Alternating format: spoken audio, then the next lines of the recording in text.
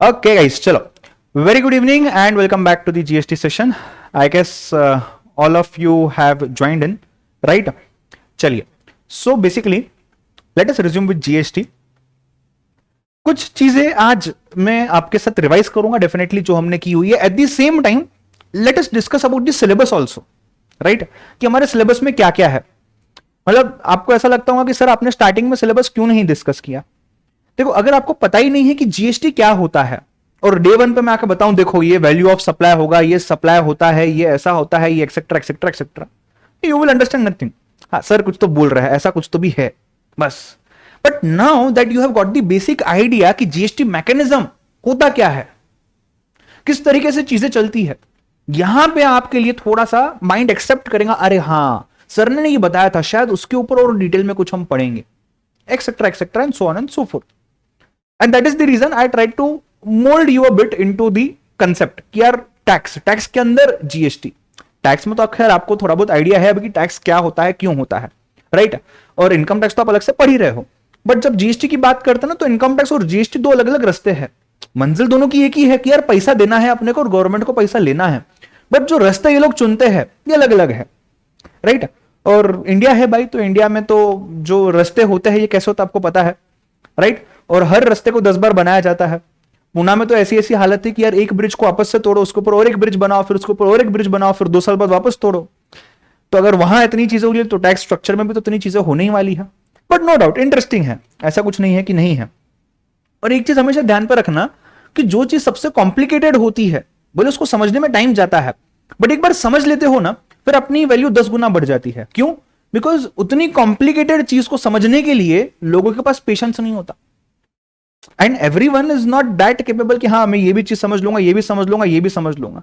इसके लिए तो चार्टर्ड अकाउंटेंट्स की इतनी वैल्यू है.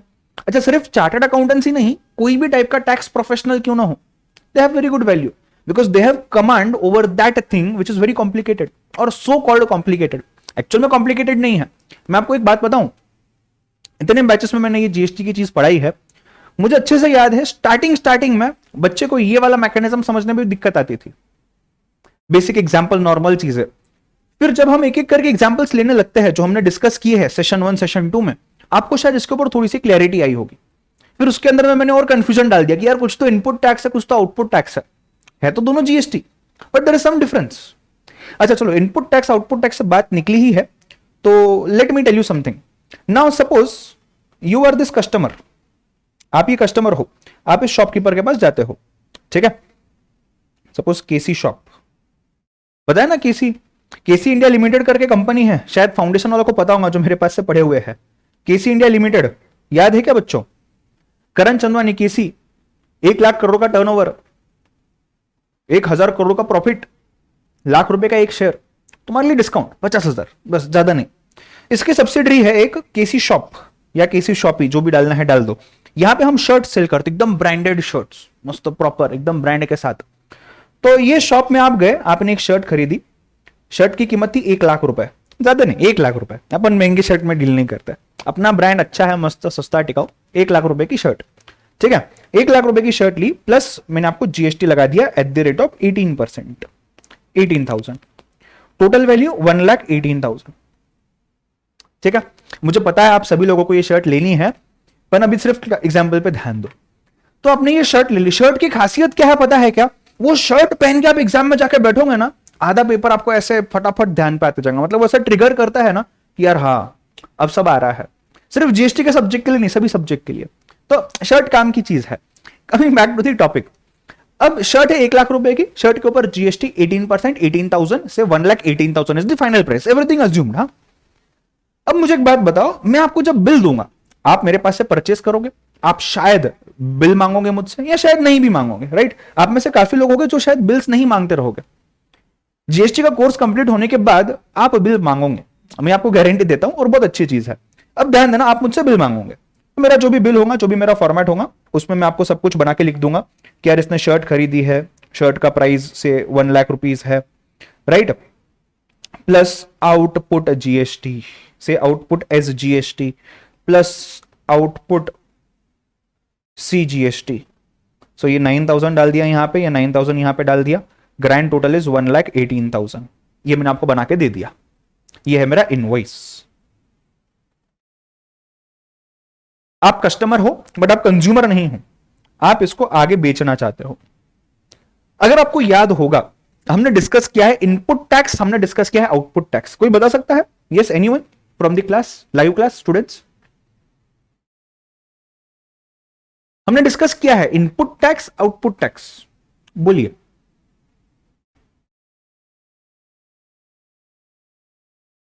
अरे कोई नहीं, आरजू बताओ। इनपुट टैक्स, आउटपुट टैक्स, ये देखो, ये एग्जाम्पल को देखो, याद आ जाएगा। पूरा मैकेनिज्म देखो, हमने यहां बात की थी ना, input tax, output tax, input tax, output tax. याद आ रहा है कुछ? Mahak is saying sir what we pay on purchases is input and what is output? Output is what we are charging from the customer. याद करो, समझो चीज को। टैक्स तो एक ही है भाई, टैक्स एक ही है। ये मुझे बताओ, ये जो 18,000 का अमाउंट है जीएसटी, तो ये 18,000 ही है ना? यही 18,000 टोटल जीएसटी है, और ये किस एक इंसान के लिए इनपुट है और दूसरे इंसान के लिए ये आउटपुट है। समझ रहे हो बात को? हाँ या ना? एक इंसान के लिए इनपुट है, एक इंसान के लिए आउटपुट है। जो इंसान परचेस कर रहा है, यानी कि इनवर्ड कर रहा है, जो इंसान परचेस कर रहा है यानी कि इनवर्ड कर रहा है, उसके लिए वही जीएसटी का अमाउंट इनपुट टैक्स हो जाएगा। जो इंसान सेल कर रहा है, उसके लिए वही चीज आउटवर्ड हो रही है। आउटवर्ड मतलब बाहर जाना, सेल करना, वहीं से आउटपुट वर्ड आया है, ये उसके लिए सेल हो रहा है। सो इस केस में अगर मैं बात करता हूं, तो यहां पे केसी शॉप हो गया। केसी शॉप के लिए 18,000 क्या हो गया? आउटपुट जीएसटी हो गया, राइट? आपने परचेस किया, समझो अपन आरजू का नाम लेता है फॉर एग्जांपल, आरजू ने परचेस किया, इसके परचेस करने पे ये हो गया इनपुट, इनपुट जीएसटी। मुझे बताओ, क्या ये 18,000 और क्या ये 18,000, बोथ 18,000 के फिगर्स, क्या ये सेम है? क्या ये जीएसटी है? यस और नो? बताओ, क्या ये सेम अमाउंट है? जो इनपुट आरजू के लिए है और जो आउटपुट मेरे लिए है, क्या ये 18,000 सेम 18,000 है, या मेरे आउटपुट के 18,000 अलग है, इसके इनपुट के 18,000 अलग है? सेम है या डिफरेंट है? कमेंट करो, बताओ। यस, लाइव बैच वालों, सेम है या अलग अलग है? या सर नहीं समझ रहा कुछ भी, सर मैकेनिज्म रिवाइज करवाओ पहले, बोलो। सेम है या अलग अलग है, या नहीं समझ रहा है? आरजू से डिफरेंट, रजत से डिफरेंट, महक से सेम, बाकी लोग? अच्छा, कुछ नए चेहरे दिख रहे हैं। हाँ नंदिनी, आपने देखा इसके पहले के लेक्चर आपने कंप्लीट किए? अगर किए तो आप बता सकते हो। श्रेयस, सेम है, श्रुति से डिफरेंट है। मुझे लगता है ना, आपको मैं मैकेनिज्म रिवाइज करवा दूं फिर से, मुझे काफी कम आंसर्स आ रहे हैं। और जो मैंने होमवर्क दिया था आपको, अहिला सर होमवर्क, अरे होमवर्क दिया था ना, 5 मिनट लगेंगे मैंने कहा था, फ्राइडे को भी सैटरडे को भी। तुमने ये चार्ट देखना है, मैंने आपको ये नोट्स दे भी दिए थे, याद है कि आपको? मैंने ग्रुप पे डाले हुए हैं ये नोट्स, ठीक है? एनी विच वेज ध्यान देना, पूरा मैकेनिज्म रिवाइज करवाता हूं, फिर आप आंसर देंगे, ठीक है? ध्यान दीजिए। चलो, सो 3 ट्रांजेक्शन हो रहे हैं इसमें। जो नए स्टूडेंट्स हैं, जिन्होंने पहले के लेक्चर नहीं देखे, प्लीज ध्यान देना, सब समझने आ जाएगा। 3 ट्रांजेक्शन हो रहे हैं। एंड ट्रांजेक्शन क्या हो रहा है? जो कंज्यूमर है, मेरे जैसा, आपके जैसा, जिसको शर्ट परचेस करनी है और पहननी है, यूज करनी है, वो एंड कंज्यूमर, एंड कस्टमर है। वो किसके पास से लेगा? दुकान के पास से जाके लेगा, दुकानदार के पास से, रिटेलर के पास से, शॉपकीपर के पास से। शॉपकीपर खुद तो नहीं बना रहा है, किसी ने तो बनाया होगा। तो जिसने बनाया है टेलर, टेलर के पास से जाके शॉपकीपर ने अपने पास परचेस करके लेके आ गया शर्ट को। टेलर जब उसको बनाएगा, शर्ट मैन्युफैक्चर करेगा, शर्ट बनाएगा, शर्ट को स्टिच करेगा, उस टाइम पे उसको कपड़ा लगेगा। कपड़े के साथ साथ उसको और भी चीजें लगेगी, बटन, मशीन, वर्कर्स, बहुत सारी चीजें लग सकती है। कुछ डेकोरेशन करना तो वो सब चीजें लगानी पड़ेंगी, तो खरीद के लाएगा। मेजर खर्चा जाएगा कपड़े पे। ये गया वीवर के पास, वीवर को बोला भाई कपड़ा दो, ठीक है? अब जैसे ही कपड़ा जब बेचेगा वीवर, तो वो बोलेगा 100 रुपए का कपड़ा है, 100 रुपीज का क्लॉथ है, ये लो 100 रुपए और कपड़ा दे दो। टेलर ने बोल दिया, वीवर ने बोला ठीक है 100 रुपए दे दो, बट इसके ऊपर जीएसटी लगेगा। गवर्नमेंट मेरे पीछे आएंगे पकड़ने के लिए कि यार जीएसटी नहीं कलेक्ट किया तूने, तेरे को रिस्पॉन्सिबिलिटी दी थी, तो जीएसटी लगेगा। तो वीवर टेलर के पास से 100 रुपए के ऊपर, अज्यूमिंग रेट ऑफ जीएसटी 15%, 15 रुपए का जीएसटी ले लेगा, राइट? 115 रुपए ले लिया अपने पास, 100 रुपए अपने पास रखे, उसका कॉस्ट, उसका प्रॉफिट, बचे हुए 15 रुपीज गवर्नमेंट के बिहाफ पे कलेक्ट किया। अपने तो सिर्फ रिस्पॉन्सिबिलिटी थी, कलेक्ट कर लिया, गवर्नमेंट को दे दिया। ये देखो यहां पे 15 रुपए गवर्नमेंट को दे दिए। Now number 2, transaction number 2, tailor ने 100 रुपए के कपड़े पे अपना काम कर दिया और खर्चा डाल दिया। उसका प्रॉफिट ऐड किया। सपोज वो फाइनल प्राइस डिसाइड करता है भाई 250 rupees, 250 rupees is the rate of the shirt जो ये शॉपकीपर को बेचेगा। तो 250 रुपए के ऊपर जीएसटी आ गया 37.5 रुपीज 15% के हिसाब से, टोटल 287.5 रुपीज। ठीक है, 287.5 रुपीज टेलर ने शॉपकीपर के पास से ले लिए, 250 रुपीज अपने पास रखे और ऊपर के 37.5 रुपीज किसको दे दिए? गवर्नमेंट को दे दिए। बट इस बीच में टेलर का सीए आ गया, बोले यार अपने को करण सर ने सिखाया था कि पूरा पैसा फिर से नहीं देना। टेलर को बोला, टेलर भाई तुम कस्टमर थे पिछले केस में, तो तुमने जीएसटी तुम्हारे सप्लायर को दिया था यानी कि वीवर को, और वीवर ने वो पैसा गवर्नमेंट को दिया था। बट पैसा था किसका? पैसा तो टेलर भाई का ही था ना। तो टेलर भाई को बोला सुनो, तुमने जो पैसा तब दिया था, आज तुम्हारी बारी है, आज तुम सप्लायर बन गए हो, आज कस्टमर वो शॉपकीपर है, तो तुमने शॉपकीपर के पास से जो पैसा आया ना उसमें से रिकवर करना है। तो बोल दिया ठीक है चलो रिकवर करना है, 15 रुपए दिए थे मैंने, 15 रुपीज में रिकवर करता हूं। 37.5 शॉपकीपर से कलेक्ट किए, 15 रुपीज जो मैंने पहले पे किए थे जब मैं खुद कस्टमर था पहले वाले ट्रांजेक्शन में, उतना पे कर दिया और बचा हुआ 22.5 गवर्नमेंट को दे दिया। मैं और डिटेल में जाऊंगा बट मुझे थर्ड ट्रांजेक्शन कंप्लीट करने दो, फिर मैं और डिटेल में जाता हूं। थर्ड ट्रांजेक्शन में ध्यान देना क्या हो रहा है, शॉपकीपर ने सोचा 250 रुपए में मैंने परचेस किया है, अब इसकी प्राइस में डबल करता हूं और मार्केट में बेचता हूं। 500 रुपए में उसने आपको बेच दिया, आप आगे 500 रुपए प्लस जीएसटी पे कर दिया। वापस इसका सी आ गया, बोले भाई नहीं तुमने 75 गवर्नमेंट को नहीं देना, 75 में से 37.5 बाहर निकालो। तुम कस्टमर थे खुद, तब तुमने 37.5 रुपीज टेलर भाई के थ्रू दिए थे गवर्नमेंट को। हमको करण सर ने सिखाया था कि यार 2 बार पैसे नहीं देते, एक बार दिया ना उसको रिकवर करो, बचा हुआ पैसा दो। तो हम एक काम करेंगे 37.5 निकाल देंगे, बचा हुआ 37.5 गवर्नमेंट को देंगे। गवर्नमेंट को बचा हुआ 37.5 दिया है। ठीक है, मतलब हर इंसान जितनी वैल्यू ऐड कर रहा है उतना ही पे कर रहा है। पहले केस में 100 रुपया था, 100 के ऊपर का जीएसटी गवर्नमेंट के पास कलेक्ट किया टेलर से, उसके कस्टमर से। फिर वो जब कस्टमर था, अभी वो सप्लायर बन गया, उसने अपने कस्टमर को सेल किया, तो उसने अपने कस्टमर से पैसा कलेक्ट किया, जितनी वैल्यू उसने इंक्रीज की 150 रुपया, उसके ऊपर 22.5 गवर्नमेंट को दे दिया। समझ रहे हो बात को? हाँ है ना। मैं थोड़ा सा इसी चीज को ना राइटिंग में आपको एक प्रॉपर एग्जाम्पल के थ्रू समझाता हूं, ध्यान देना सभी लोग। ठीक है, कितनों को अभी भी डाउट है? बोलो हाँ सर डाउट है। हाँ बोलो सिर्फ चैट बॉक्स में, जितनों को अभी भी डाउट है कि सर इनपुट आउटपुट नहीं झेपा सर, बोलो बोलो। सबको समझा? नहीं मैं नहीं मानता, एक बार अपन ना फिर से प्रॉपरली देखेंगे, ध्यान देना। यही ट्रांजैक्शन, यही एग्जांपल, दूसरा एग्जांपल नहीं लेता हूं, ये सेम एग्जांपल लेता हूं। देखो 3 केसेस हो रहे हैं, राइट। समझो यहां पे हम डालते हैं सप्लायर कौन है देखेंगे और कस्टमर कौन है देखेंगे। सप्लायर कौन है, कस्टमर कौन है। मुझे बताओ पहला केस क्या है? पहला केस क्या है? पहले केस में सप्लायर जो था ये वीवर था, कस्टमर जो था ये कौन था? टेलर। पहले केस में सप्लायर वीवर था, कस्टमर टेलर था। जीएसटी का क्या सीन था? मतलब देखो अमाउंट क्या था, वैल्यू क्या था? वैल्यू था 100 रुपीज, इसके ऊपर जीएसटी कितना था? जीएसटी था 18 नहीं कितना 15%, 15 रुपीज, राइट। कस्टमर ने पे कितना किया? 115, उसमें से 100 रुपए किसने रखे? वीवर ने रखे, 15 रुपीज जीएसटी। तो ये 100 रुपए जो है, ये 100 रुपए वीवर ने अपने पास लिए, वीवर का कॉस्ट हो गया प्लस प्रॉफिट हो गया। 15 रुपए जो है, ये 15 रुपए कहां गए? गवर्नमेंट के पास गए। पैसा दिया किसने? ये पूरा 115 रुपीज दिया किसने? ये पूरा 115 टेलर ने दिया। सभी को सिचुएशन समझा है? यस और no guys? First situation clear? Can I get a thumbs up in the chat box? Behalf पे काम नहीं करना, गवर्नमेंट के बिहाफ पे वो सप्लायर पैसा ले रहा है, तुम एक दूसरे के बिहाफ पे नहीं बोलोगे भाई, तुम सब मुझे इंडिविजुअली बोलोगे। ठीक है, क्लियर है?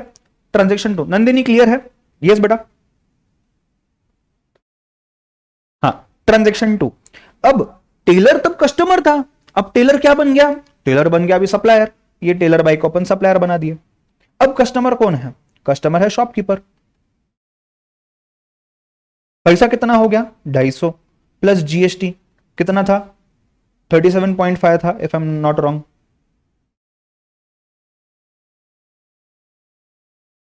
टोटल मिला के कितना हो गया? 287.5। किसने दिया? शॉपकीपर ने दिया। अच्छा, इसमें से ये 250 किसके पास गया? टेलर के पास गया। टेलर का कॉस्ट प्लस टेलर का प्रॉफिट। और ये 37.5 कहां गया? गवर्नमेंट के पास गया। अरे बट 37.5 पूरा नहीं जाएगा। 37.5 में से जो टेलर है ये जब खुद कस्टमर था, अभी तो टेलर सप्लायर बन गया ना, पहले ट्रांजैक्शन में टेलर कस्टमर था, टेलर ने वीवर को 15 रुपए दिए थे गवर्नमेंट को देने के लिए, तो गवर्नमेंट के पास टेलर के पॉकेट से जो 15 रुपए गए हैं ये गवर्नमेंट को मिल गए हैं, तो गवर्नमेंट के पास वापस से वो 15 रुपए नहीं जाने चाहिए, डबल नहीं जाना चाहिए, एक ही बार देना है, तो 15 रुपए हम माइनस करेंगे, तो इसमें से हमने 15 रुपीज माइनस कर दिया और बचा हुआ 22.5 गवर्नमेंट को दे दिया। ठीक है, तीसरा केस, अब क्या है, शॉपकीपर की बारी आ गई कलेक्ट करने की, और यहां एंड कंज्यूमर है जिसको परचेस करना है।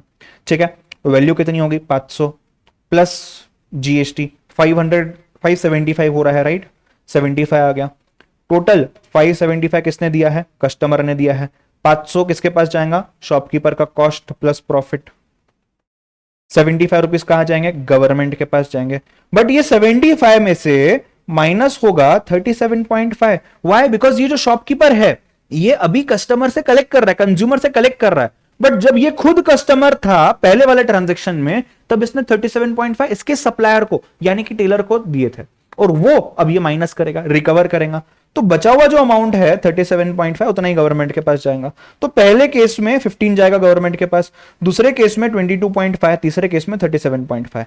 मुझे बताओ टोटल गवर्नमेंट के पास कितना पैसा गया, टोटल पैसा गवर्नमेंट के पास कितना गया, 15 plus 22.5 plus 37.5 is equal to 75। Total GST का पैसा गवर्नमेंट के पास 75 गया, और ये 75 रुपीज किसने निकाले, ये वाले कंज्यूमर ने निकाले, बस वो 3 अलग अलग स्टेज पे गया है। कैसे 3 अलग अलग स्टेज पे, पहले स्टेज पे 15 रुपए गए, पहले स्टेज के कस्टमर ने 15 रुपए निकाले, फिर दूसरा स्टेज, दूसरा ट्रांजैक्शन जब हुआ उस टाइम पे कस्टमर कौन था, शॉपकीपर था, शॉपकीपर ने 22.5 निकाले, ये देखो ना, ये 15 रुपए जो है ये 15 रुपए टेलर ने निकाले, बिकॉज फर्स्ट साइकिल में वो खुद कस्टमर था, सेकेंड में कस्टमर कौन था, शॉपकीपर था, तो शॉपकीपर ने कितना निकाल दिया, 22.5 निकाल दिया, बट थर्ड साइकिल में 37.5 नहीं निकाला कंज्यूमर ने, कंज्यूमर ने पूरा का पूरा 75 रुपीज निकाल दिया, उसको तो बेनिफिट नहीं मिला ना, उसको काय का बेनिफिट, उसने 15 रुपए जो टेलर को दिए थे ये भी निकाले, 22.5 रुपीज जो शॉपकीपर ने दिए थे ये भी निकाले, और जो थर्ड स्केल में कंज्यूमर खुद अलग से 37.5 दे रहा है वो भी निकाले। समझ रहे हो क्या बात को, सर नहीं सर, कंफ्यूजन कंफ्यूजन, रुको रुको, पहले केस में देखना, फर्स्ट ट्रांजैक्शन में फर्स्ट केस में जो 15 रुपीज है टेलर ने निकाले, बट टेलर ने उस टाइम के लिए निकाले जब तक वो कस्टमर था, जैसे ही ये कस्टमर सप्लायर बन जाता है तो इसका जो कस्टमर होगा यानी कि शॉपकीपर, उसके पास से इसने पैसा लेना है जीएसटी का, जैसे ही उसके पास से पैसा लेगा उसमें से खुद का पैसा माइनस करना है, जब ये खुद कस्टमर था तब ये बेचे, जब दे रहा है वो पैसा माइनस करना है, उस टाइम से माइनस कर दिया, मतलब रिकवर कर दिया 15 रुपए, तो शॉपकीपर ने कितने निकाले अपने पॉकेट से, 37.5 रुपीज निकाले, बट उस 37.5 रुपीज में से 15 रुपए रिकवर कर लिया उसने, क्योंकि उसने अपने पॉकेट से निकाले थे, और बचा हुआ 22.5 ही गवर्नमेंट को दे दिए। मतलब अगर आप समझने की कोशिश कर रहे हो तो साइकिल देखो कुछ इस तरीके से जारी है, वीवर, वीवर से टेलर, और टेलर से शॉपकीपर, राइट, इसके पॉकेट से कुछ गया क्या, इसके पॉकेट से कुछ नहीं गया, इसने टेलर के पास से कलेक्ट किया, कितना कलेक्ट किया भाई इसने, टेलर के पास से इसने 15 रुपीज कलेक्ट कर लिए, राइट, टेलर के पॉकेट से ये गए, फिर शॉपकीपर के पास से इसने 37.5 कलेक्ट किए, जिसमें से ये 15 रुपए इसने रिकवर कर लिए, और जितना 22.5 बचता है इतना ही इसने गवर्नमेंट को दिया। देखो ना, टेलर अगर चाहता तो टेलर ये पूरा 37.5 देना चाहिए ना गवर्नमेंट को, बट नहीं, टेलर ने ऑलरेडी अपने पॉकेट से 15 रुपए निकाल दिए हैं। टेलर ने ये 15 रुपए कब निकाल दिए, जब टेलर खुद कस्टमर था,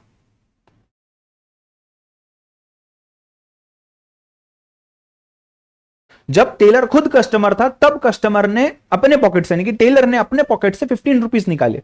अब जब टेलर सप्लायर बन गया है तो उसने उसके कस्टमर के पास से, यानी कि शॉपकीपर के पास से 37.5 रुपीज निकाले, और जब शॉपकीपर के पास से 37.5 रुपीज निकाले तो उसमें से अपना 15 रुपए जो है इसने रिकवर कर लिया। ये जो है टेलर अभी सप्लायर बन गया, मैं जानबूझ के हिंदी में लिखा रहा हूं ताकि एग्जाम के टाइम रिकलेक्ट हो। टेलर अभी सप्लायर बन गया, सो उसने अपने कस्टमर से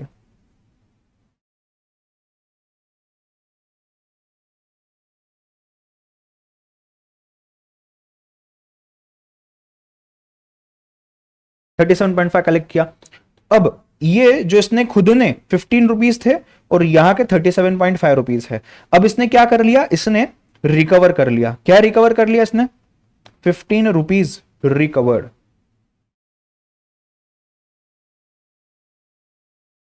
क्योंकि 15 रुपए अपने पॉकेट से गए थे, बचता कितना है 22.5।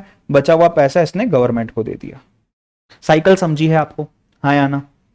इससे थोड़ी सी और क्लियरिटी आई है सभी को? हाँ या ना? बोलो।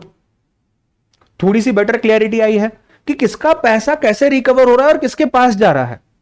समझ रहे हो? ये साइकिल सभी को क्लियर है? मैं ये दोनों लिखने दूंगा बट उसके पहले देखो पहले समझा है क्या, नहीं तो और थोड़ा सा डिस्कस करते फिर लिखने को देता हूं। बोलिए क्लियर है? किसके टाइम पे कितनी वैल्यू ऐड हुई इसको भी लिख लेते हैं। चलो मुझे बताओ, जब वीवर ने क्लॉथ सेल किया तब वैल्यू कितनी थी? 100 रुपए थी। वैल्यू कितनी थी? 100 रुपए। उसके बाद वैल्यू कितनी होगी? 250 रुपए। मतलब वैल्यू इंक्रीज कितने से हुई? वैल्यू इंक्रीज हुई 150 रुपए से और ये हो गई 250। उसके बाद वैल्यू इंक्रीज कितने से हुई? 250 से हो गई और वैल्यू कितनी हो गई? 500। एंड में वैल्यू कितनी थी? 500 थी। इंक्रीज कितने से हुई है? 250 से। उसके पहले कितने थी? 250 थी। इंक्रीज कितने से हुई है? 150 से। मतलब वैल्यू इंक्रीज हुई कितनी एक्चुअल में? पहले केस में यहां पे 150 हुई है, यहां पे 250 हुई है। मुझे एक बात बताओ, आपने डिफरेंशियल अमाउंट दिया है, यहां कितना दिया है? 22.5, यहां 37.5। डिफरेंशियल अमाउंट है, डिफरेंशियल। पूरा जीएसटी नहीं, डिफरेंशियल। मुझे बताओ 150 का आप 15% ले लो और 22.250 का आप 15% ले लो। देखो आपको 22.4 37.5 आ रहा है क्या?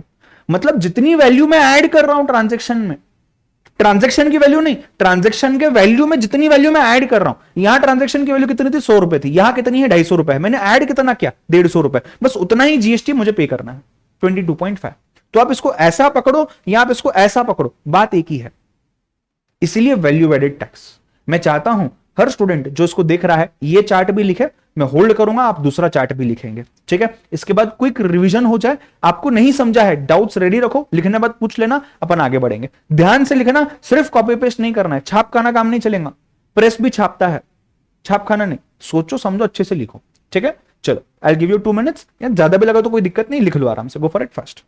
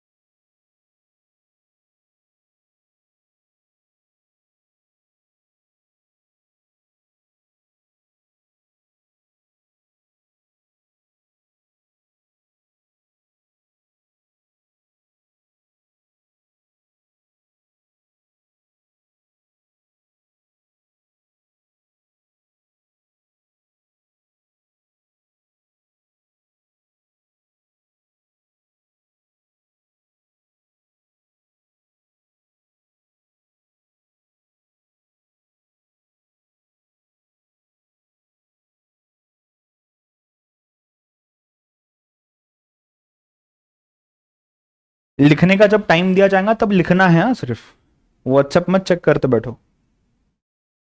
कोई डाउट है पूछो, मैं यही हूं। हो जाता है डन, बोलो अगला स्लाइड दिखाता हूं।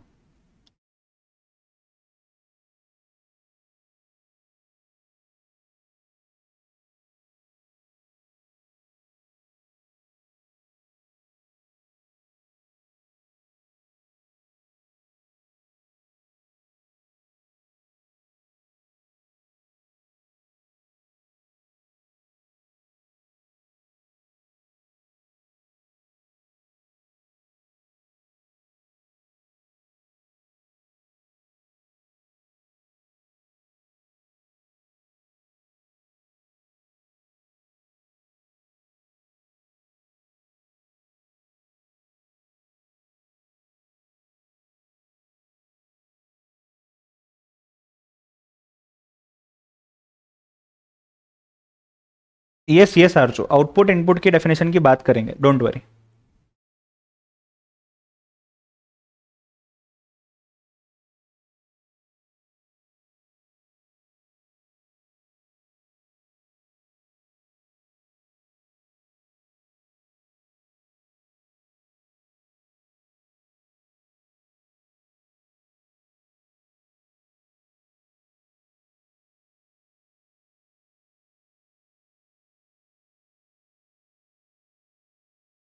जिनका हो गया है मैं थोड़ा सा इसको स्क्रॉल करता हूं 1 मिनट के बाद।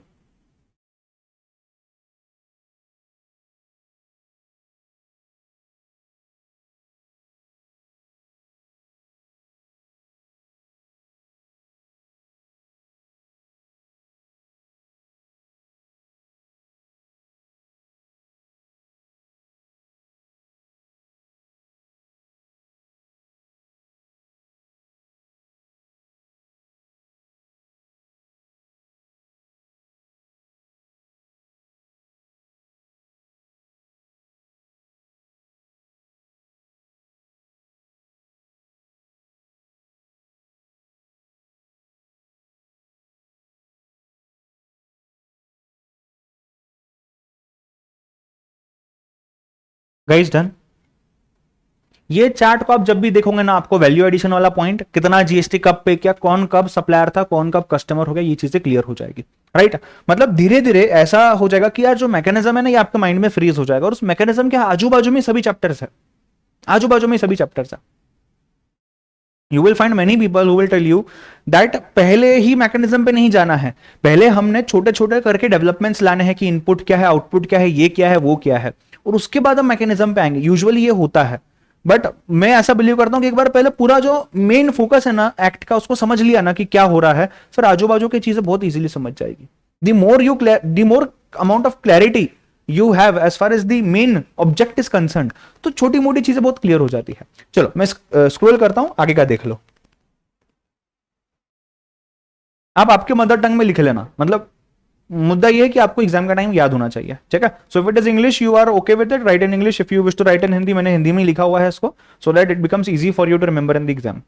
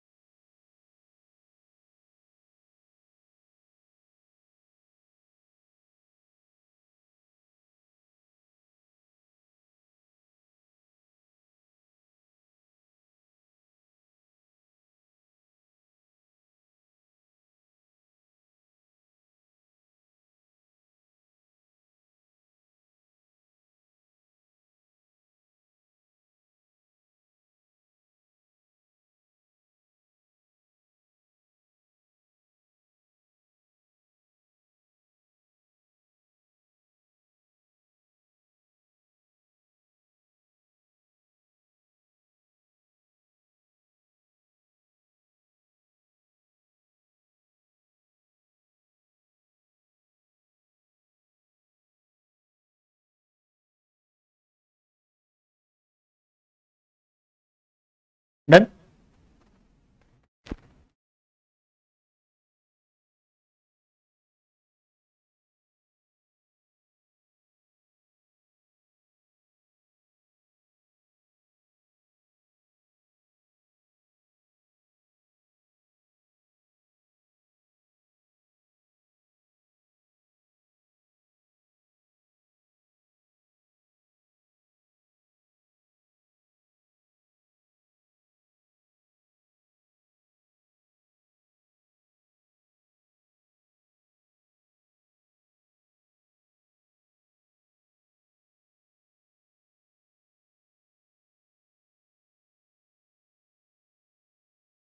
हिमानीश झा, आपका नाम हिमानीश ही मतलब प्रोनाउंस किया जाता है ना? बिकॉज शायद मैंने पहली बार वो देखा है, तो पहले तो मैंने हिमांश देखा, फिर मैंने देखा यार हाय मनीष लिखा हुआ है, फिर मैंने कहा नहीं यार ये हिमानीश है, बराबर ना? Himanish is right, right?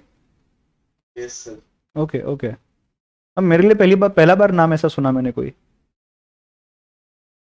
चलो डन, क्लियर है, कोई डाउट नहीं है यहां पे। शायद लेक्चर नंबर 1 लेक्चर नंबर 2 में जब हम डिस्कशन कर रहे थे मैकेनिज्म के ऊपर, तब आपको कुछ चीजें सिर्फ माइंड में थी और वो माइंड से चली गई। ये मुझे समझ गया आपके आज के रिप्लाई करने से, रिस्पॉन्स करने से, तो मैंने सोचा ये आज करना जरूरी है।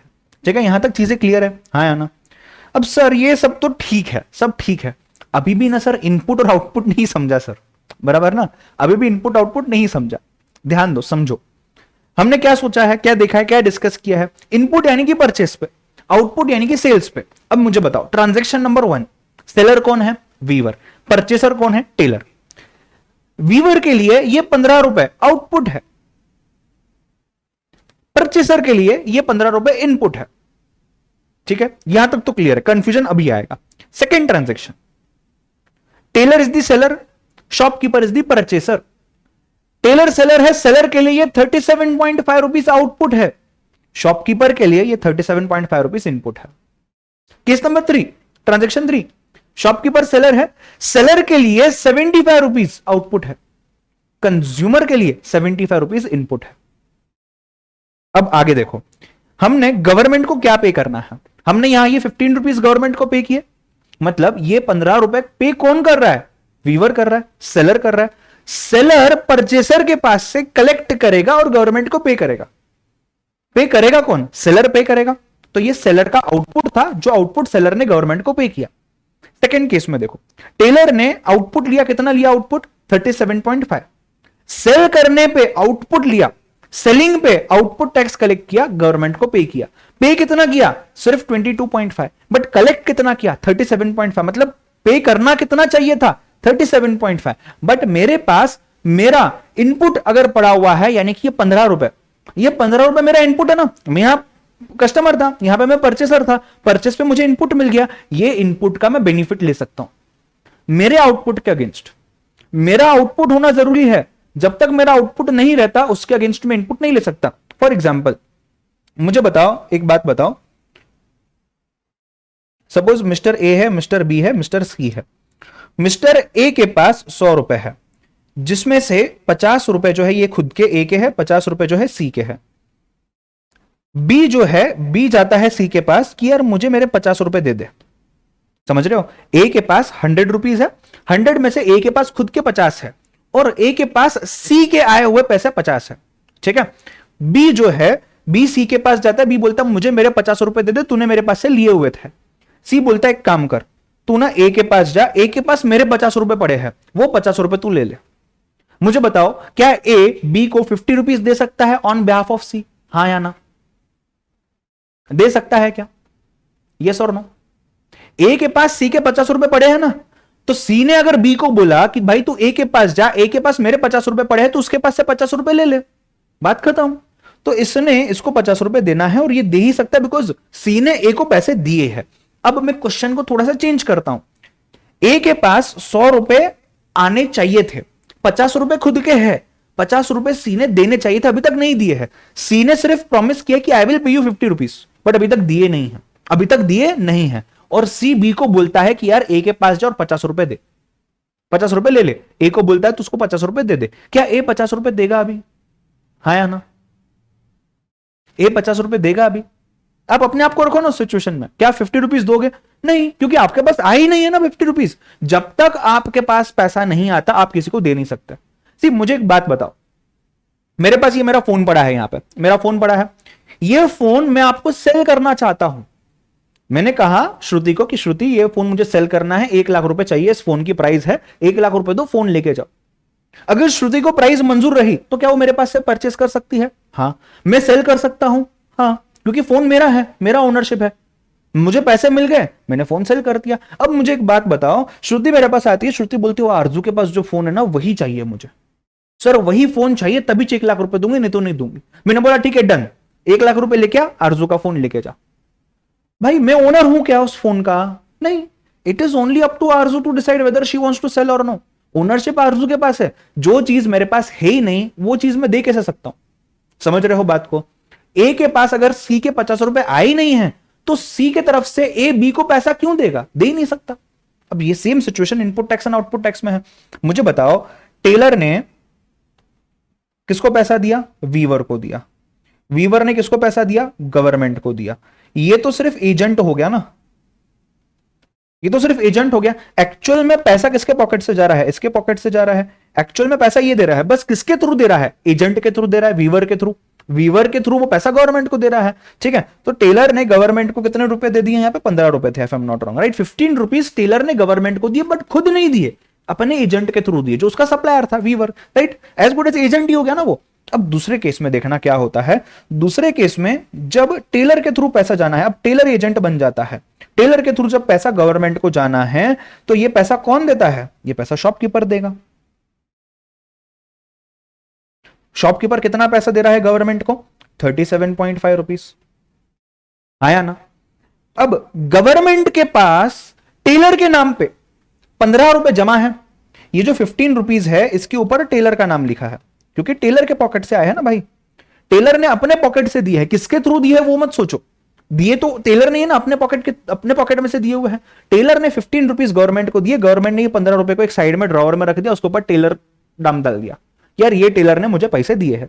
अब जब टेलर खुद एजेंट बन जाता है और गवर्नमेंट के पास जाता है कि भाई मैंने मेरे कस्टमर से 37.5 रुपीज लिए हैं और मैं ये तुम्हें देने आ रहा हूं, क्योंकि मेरी रिस्पॉन्सिबिलिटी है आप तक पैसा पहुंचाना। पर रुको, आपके पास मेरे 15 रुपए ऑलरेडी जमा है, ये 15 रुपए का मुझे आप बेनिफिट दे दो। ये 15 रुपए मैं यहां से माइनस करूंगा और सिर्फ बचे हुए 22.5 रुपीज जो है ये मैं गवर्नमेंट को पे करूंगा।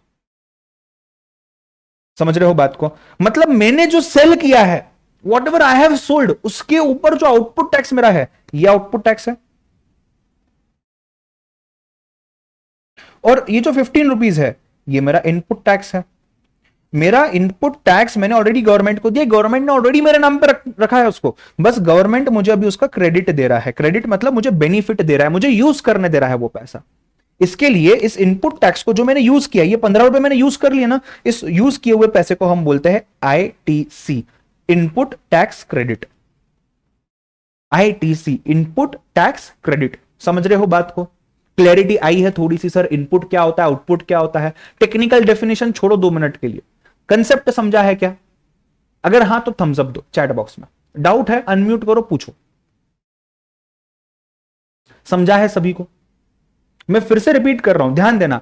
टेलर भाई साहब कस्टमर थे, वीवर उनका सप्लायर था। मैं यहां लिखता हूं कस्टमर सप्लायर, नहीं तो कंफ्यूजन हो जाएगा। पहले ट्रांजैक्शन में टेलर कस्टमर था, दूसरे ट्रांजैक्शन में टेलर सप्लायर था। पहले ट्रांजैक्शन में टेलर ने पैसा गवर्नमेंट को दिया, टेलर का ये इनपुट था, बट वीवर का ये आउटपुट था। तो 15 रुपए वीवर ने गवर्नमेंट के पास जमा किए, ये बता के कि मैंने टेलर के पास से लिए है, टेलर मेरा कस्टमर था, और वो 15 रुपए पे गवर्नमेंट ने नाम डाल दिया टेलर। ठीक है। अब जब टेलर खुद सप्लायर बन जाता है, खुद एजेंट बन जाता है, खुद उसके ऊपर जब रिस्पॉन्सिबिलिटी है कि उसके कस्टमर से पैसा कलेक्ट करना है, तो उसने कलेक्ट तो कर लिया आउटपुट 37.5, बट जब ये डिपॉजिट करने जाएगा गवर्नमेंट के पास, तो गवर्नमेंट इसे बोलता है तेरे नाम पे 15 रुपए ऑलरेडी जमा है, एक काम करते हैं उसको माइनस कर, उस इनपुट टैक्स का, ये इनपुट टैक्स था ना टेलर के लिए, उस इनपुट टैक्स का तू क्रेडिट ले ले, इनपुट टैक्स क्रेडिट ले ले, और बचा हुआ 22.5 सिर्फ जमा कर। बस उतना ही चाहिए, ज्यादा नहीं चाहिए।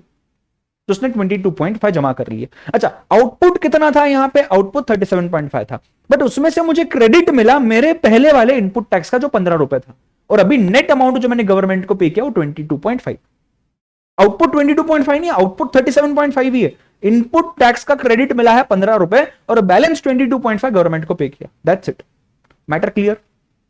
Please note it down, note down करके रखो, रफ में ही काम आएगा आगे। बार बार समझने की, बार बार मुझे पूछने की जरूरत नहीं पड़ेगी। जब तक आप यूज टू हो जाते हो, जैसे हम थोड़ा आगे बढ़ेंगे ना, और हफ्ता 2 हफ्ता, things will be more clear.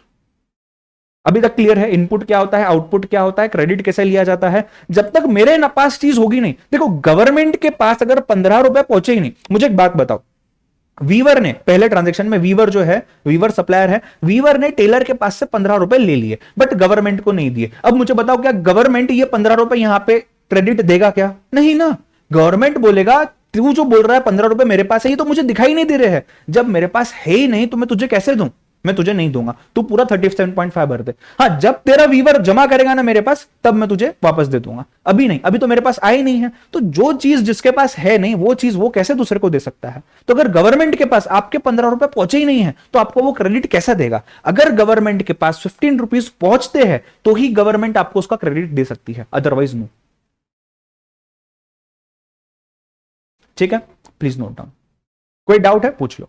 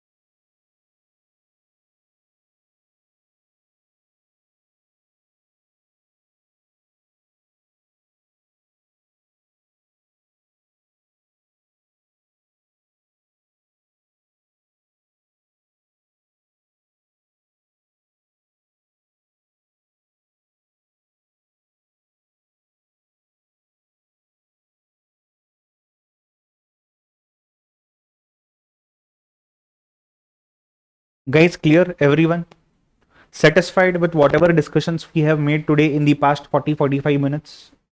हाँ या ना? क्लियर है? मेरा मोटिव यही था कि आपको पहले मैकेनिज्म क्लियर हो जाए। एक बार मैकेनिज्म समझ गया ना, बाकी सब चीजें फॉर्मेलिटी है। सच में बोल रहा हूं, आप रियलाइज करोगे या जैसे ही हम आगे बढ़ेंगे।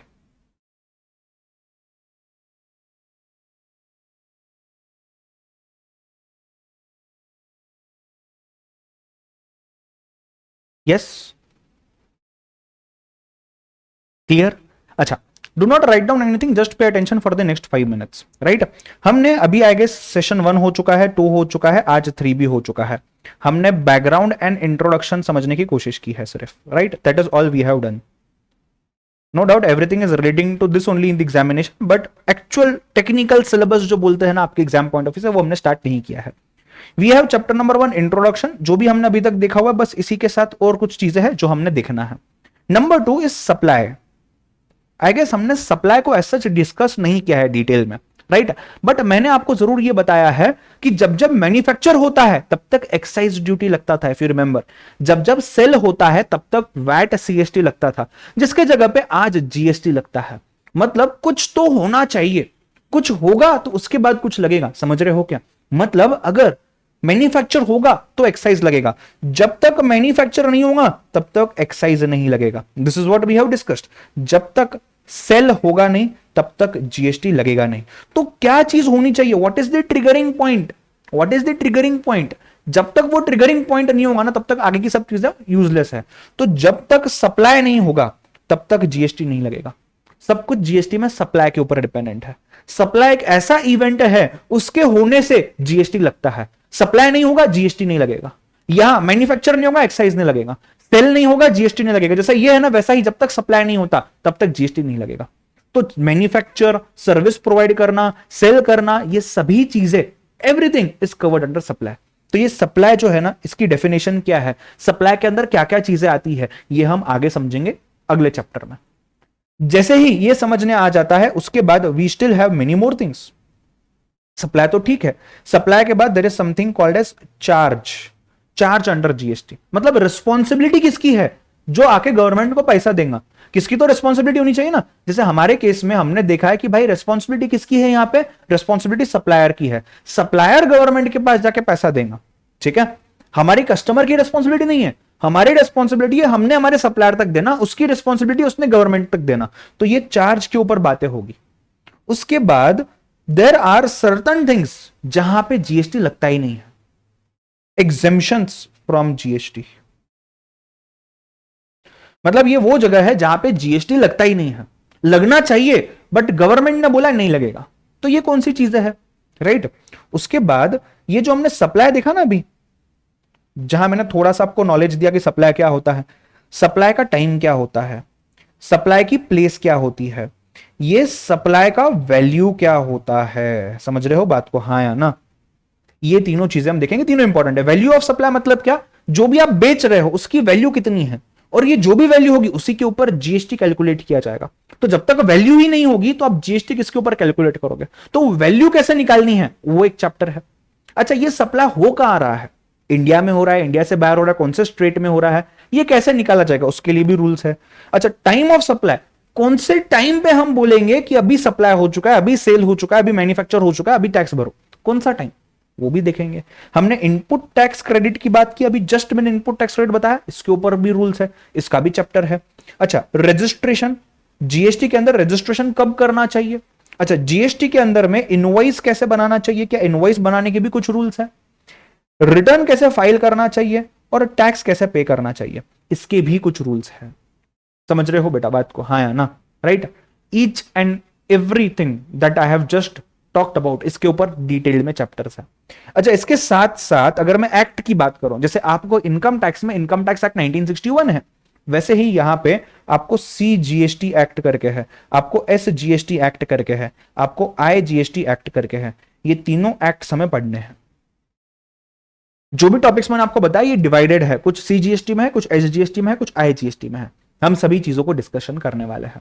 ठीक है। आई होप आपको थोड़ी सी आइडिया आ गई होगी कि यार इतना भी बड़ा सिलेबस नहीं है and it is quite exciting, don't worry about it. हम हर एक चीज को बारीकी से देखेंगे। हमारे पास 80 आवर्स का टाइम है, don't worry, each and everything we will C.